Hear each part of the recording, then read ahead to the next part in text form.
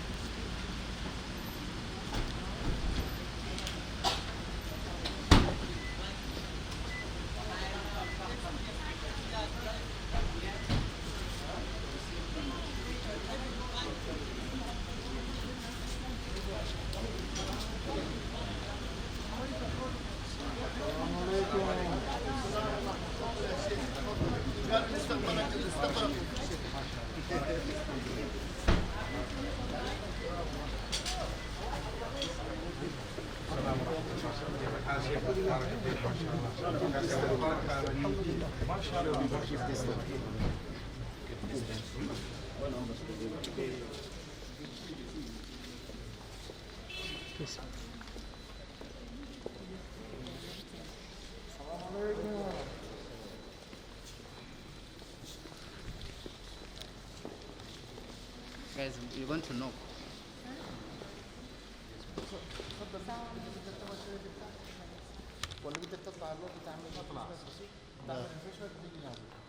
سمحت شيخ. اوكي. قال لي بس اطلعي ما ريفرشمنت تيجي بعد. اوكي نجيب. Where is Najib? Okay, he's coming up. He's going down and coming up.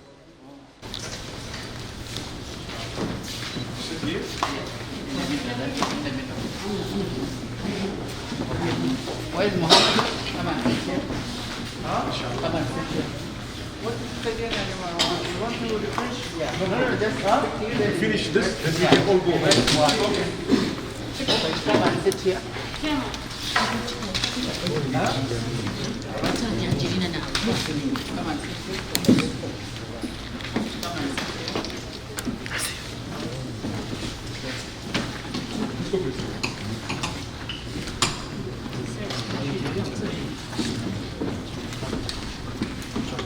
Guys, we only have 5 minutes. Let's try to use it.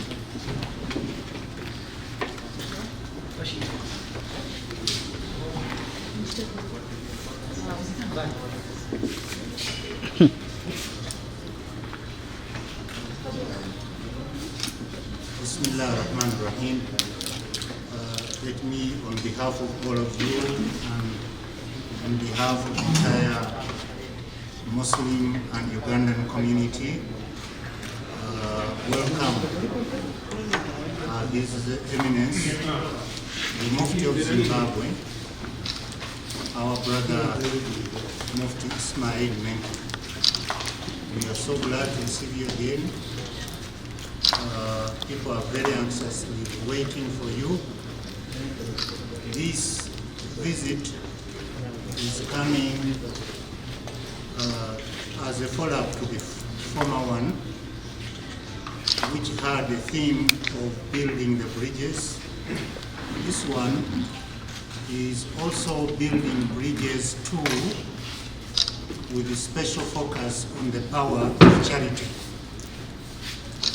We are looking forward to get inspirations from His Eminence the Mufti Menk regarding charityhood and also reshaping the focus of the youth into a more appropriate and model life. Therefore, we welcome you and we wish you a happy stay in Uganda. Jazakallah khair. Thank you so much. Thank you.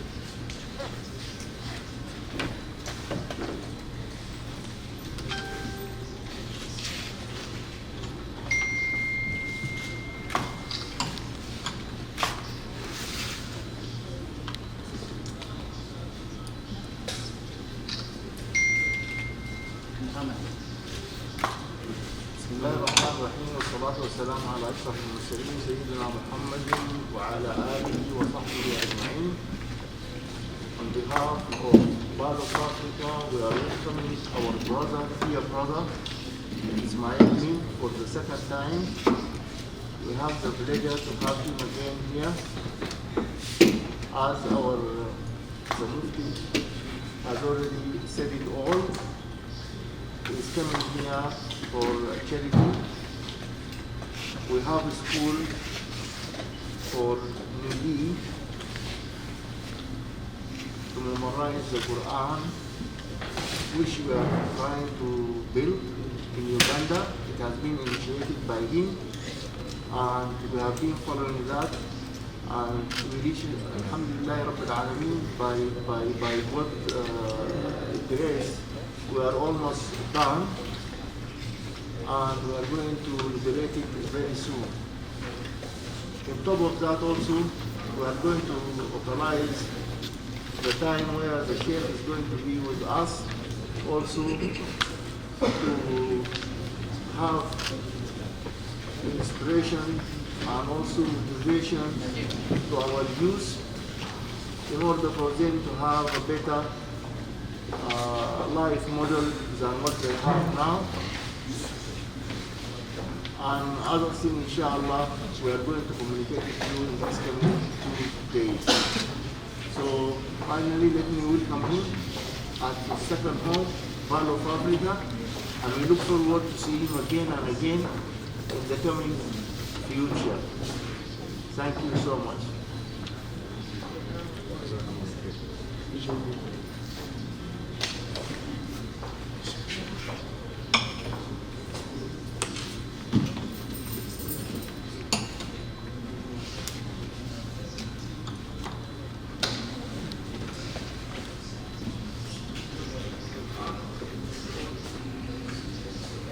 You're going to finish, then you're done. السلام عليكم ورحمة الله وبركاته. بسم الله والحمد لله والصلاة والسلام على رسول الله وعلى آله وصحبه أجمعين. My beloved brothers and sisters, dearest viewers, and the beautiful nation of Uganda. As I said earlier, I'm very excited to be here for the second time. And although it seems like it was a very short period, but it was actually a very long period. And I really missed the place because there are so many kind hearts and lovely people, people who really are very well intended, and those who I have learned a lot from as well. When I came to Uganda the last time, I remember meeting diverse people. The kindness, the goodness, the character and conduct, it really puts you in a position of advantage when it comes to many factors, because these are characteristics that we should never lose. And one of the ideas of my visit now is to remind the youth to continue on the path of development of their morals, their values, and their consciousness of God Almighty, because this is how we would be able to excel. With discipline, we can go very far. When we lose the discipline, then we have ourselves. So this is part of the theme. And secondly is, yes, there will be a charity dinner that inshallah we will be participating in. The idea is to seize the opportunity of the month of charity, which is the month of Ramadan, to be able to guide people to give in a good cause for the needy And you know what is amazing is our countries are actually relatively wealthy. It's just that sometimes we need to remind those who have a little bit more to look at those who have a little bit less and to let the balance come about thereafter. So inshallah, I'm looking forward to this, and I pray that it can be very fruitful. I've said it before and I'm saying it again. Whenever I visit a country, I try to make sure that by the time I leave, we either have benefited them in one way or another, uplifted them and boosted them in one way or another, or we leave them where they were. But we will never go to a nation and drop them below where they were by the time we leave. So I'm a person, we always try to maintain the respect of all people, no matter who they are. Because at the end of the day, we are part of one massive family. We are the children of Adam and Eve. So it's important for us to realize that even with our differences, we will have differences. That is human nature. You won't think exactly as I do, and I won't think exactly as you do. But we must make sure that we can navigate through those very respectfully and, maintaining the dignity that we are taught, the discipline that we are supposed to be having. So inshallah, I wish to touch on some of these points in the next 2 days, and then inshallah I will proceed with the rest of the month of Ramadan in different places, inshallah.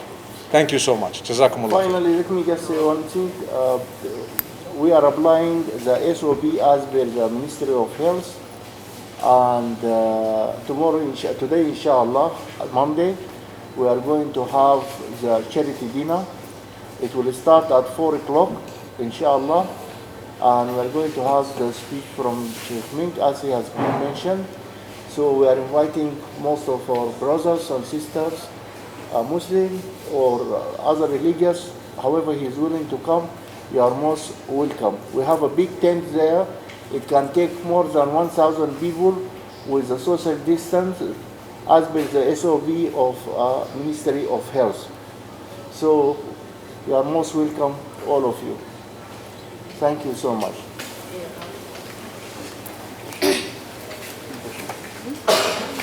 Any 2-3 questions? I'm called Ndapukanyamina, I work with NBS TV and Salam TV. My question one goes to Mr. Haj.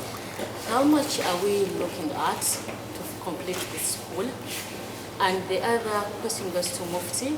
How did you come to know about this school, the school called Musa Islamic?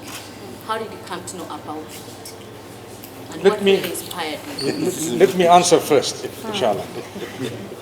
So a few years ago, on YouTube, I had seen a small clip of some children reciting the Quran, and the recitation was quite good in terms of the standards.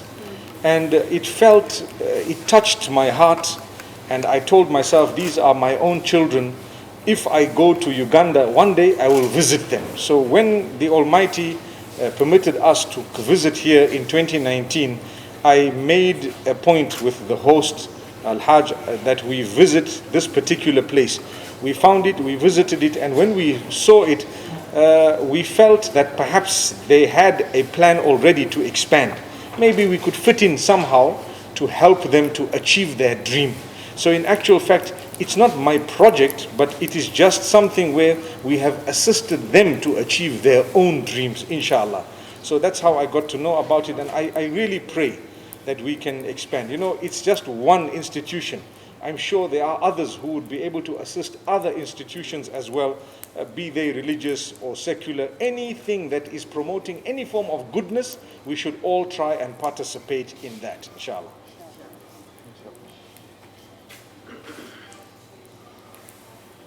Hello, with a question? Surah Media, do you have a question? Salam alaikum. Salam. I'm called Shafiq Yahweh from FILMZ. Barakallah fi. I'm inquiring about, you need to expand about the events that are going to happen during your visit. Yes. Yes, we would like to know the events that are going to happen during your visit. Jazakallah khair, brother Shafiq. You are asking about the events that are going to be happening. I think you would need to direct that question to the coordinators, because I am just here to follow what I'm told. All I know is there will be a charity dinner.